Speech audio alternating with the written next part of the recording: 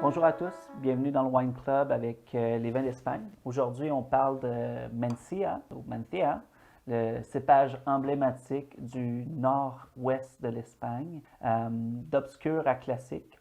Pour moi, le Mencia, c'est un cépage qui est quasiment similaire au Gamay, qui offre beaucoup de buvabilité, qui offre beaucoup de plaisir, mais qui peut aussi être un peu plus extrait, un peu plus profond.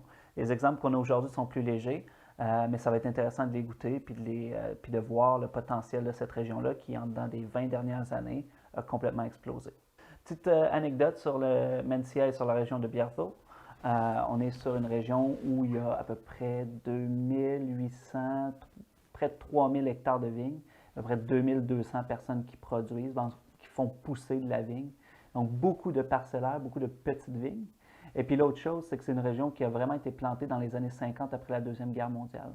Donc aujourd'hui, sur Bierzo, on retrouve à peu près 60% des vignes qui sont entre 60 et 70 ans, ce qui fait la grande force de l'appellation.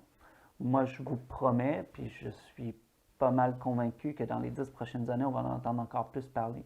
Et puis on va probablement sortir de la zone de Bierzo, aller sur Ribera Sacra, Monterrey, Valdeorras, tous ces grands vins qui viennent du nord-ouest de l'Espagne, qui nous font vibrer, qui ont beaucoup d'énergie, puis qui ont surtout beaucoup de buvabilité.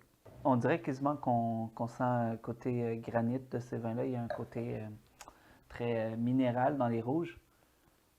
Et puis le fruit, c'est vraiment un fruit cerise un peu noir, mais il n'y a rien de surextrait, il n'y a rien de trop intense. Vraiment sur la fraîcheur, un petit peu de poivre.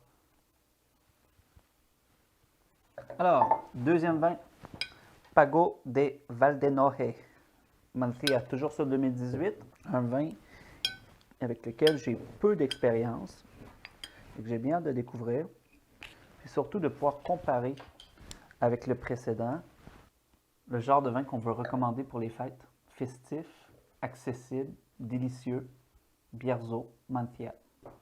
Vraiment un domaine qui a été au tout début de l'histoire du renouveau, des années 2000, de l'appellation Bierzo. Ouh, c'est différent. Je suis certain que ça va être différent dans le verre.